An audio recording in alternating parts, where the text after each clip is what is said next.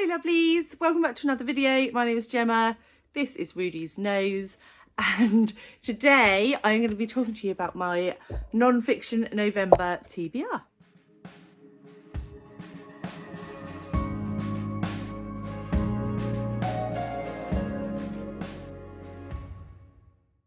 So, for those of you that don't know, every year on BookTube, for more years than I've watched BookTube,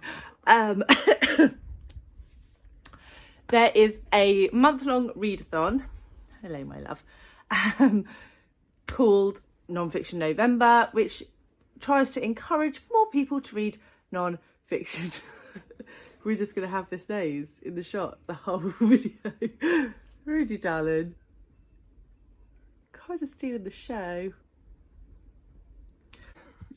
So this wonderful readathon is hosted by a book Olive, and obviously she will be linked below, and every year she does a great job of just encouraging more people to pick up non-fiction. Now, I really started reading non-fiction. Now, all right. Now, I really started reading non-fiction probably last year, and I'm trying to pick up sort of one-ish a month. So for Non-Fiction November, I will be trying to pick up at least 2, just to push myself out of my comfort zone a little bit.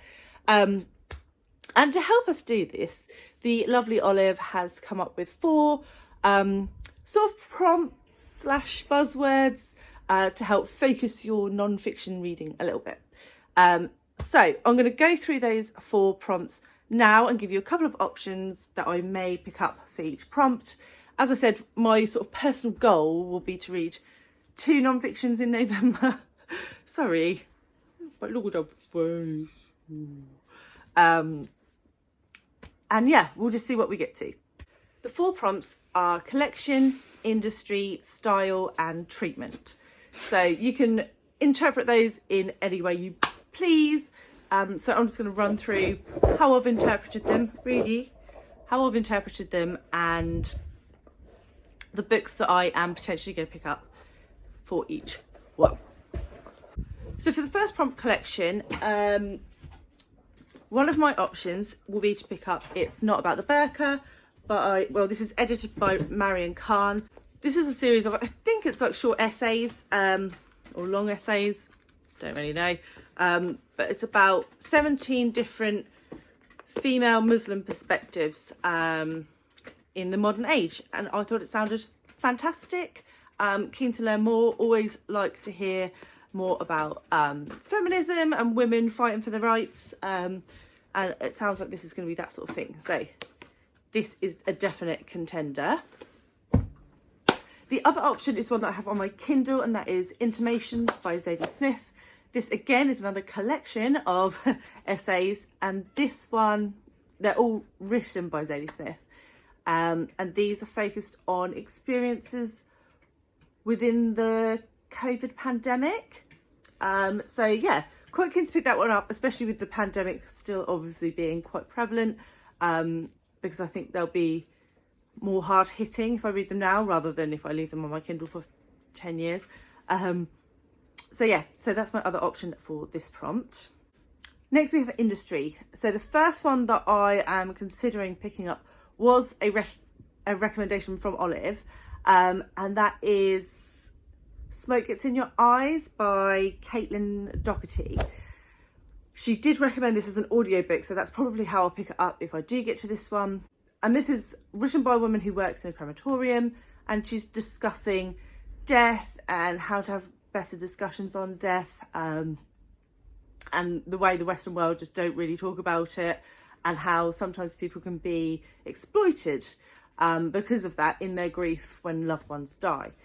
So that sounded quite interesting, and it feels quite relevant to me as well, because I had a slight incident the other day with my 8-year-old.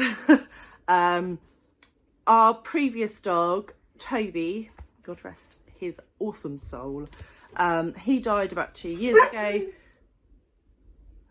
Rudy's getting jealous of a dead dog.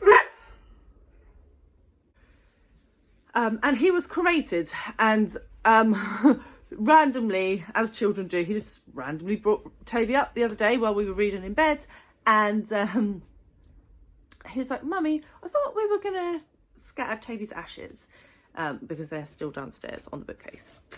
And I was like, "Oh yeah, no, we will definitely find time to do that, like really soon." And he's like, "What? How? Why is Toby ashes?" And being quite tired and not 100% listening to what he was saying, I said, "Oh well, that's, you know, because he was cremated. His body was turned into ashes." He was like, "So they burned Toby." Rudy, can you sit down? Sit. Okay, good boy. And he's like, "Oh, so they burned Toby?" And I thought, oh, he obviously understands what cremation is. And I said, yeah, they burned him. And then full on tears, like sobbing, snotty tears for a good half an hour. And I was like, didn't really know how to handle that. So this could be quite an interesting bit because, yeah, maybe Caitlin Doherty would handle it much better than my, So yeah, a little story for you, a little tangent. Rudy's sitting on my paper. The other option for this is Silent Spring by Rachel Carson. This one, I think it's broadly about the use of pesticides in agriculture. I don't know too much about it, but I do work in agriculture and it's been on my radar for a while, and I should really pick it up because it is my industry. So that is my other option for this one. Then we have style. So the first book that I potentially will pick up for that is Life as a Unicorn by Amrou Khadi. I did mention this on a previous TBR and didn't get to it. No, we're not going for a walk right now. And I picked this one for style because this is about a drag queen, and can you get much more stylish than a drag queen? I believe not. So yeah, black Muslim drag queen. Need I say more? The other option for this one is another Olive Wreck, and that was The Woman Who Would Be King, and I have failed to write the author's name down, so I'll have to insert it somewhere abouts. And this is about, right, how do I pronounce the name?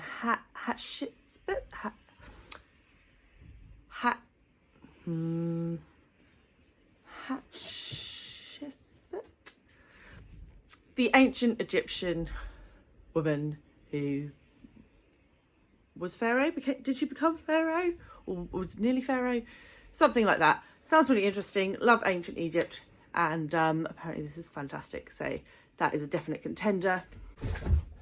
So the last one is Treatment, and the first possible book that I'll pick up for this is Hood Feminism by Mikki Kendall, and this is about black feminism, and I think the strapline is something like the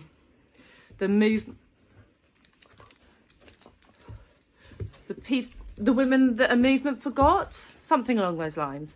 And for me, this is about the treatment of black women, so that's why I'm bringing it in on this prompt.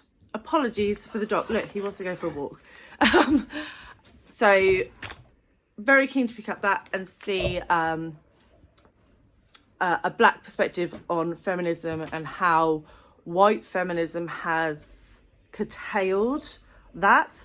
I think it's really important to be up to speed on those sorts of issues and see what we can do to stop it being an issue.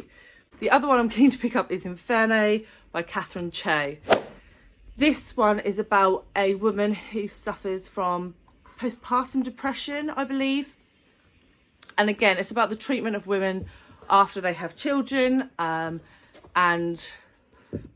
the treatment that they do or do not receive for postpartum depression. And I think it sounds really interesting. As you'll know if you've been to my channel before, I do have 2 children, so I find anything about motherhood quite interesting, and it certainly is not all roses when you pop a baby out. I can tell you that for nothing. So yeah, really keen to pick that one up, and I know Grace from GK Reads read that earlier this year and really, really rated it. So yeah. So I'm afraid this has been a bit whistle stop because Rudy's still sat here with his lead, wanting me to take him out. But I really wanted to get this film so I can get it up for you this week. Looking forward to taking part in NonFiction November. And yeah, I'll see you guys again soon with another video. If there's any outstanding non-fictions that you think fit any of these prompts that I should consider for picking up, then obviously drop those in the comments. And yeah, thank you all very much for listening. Bye!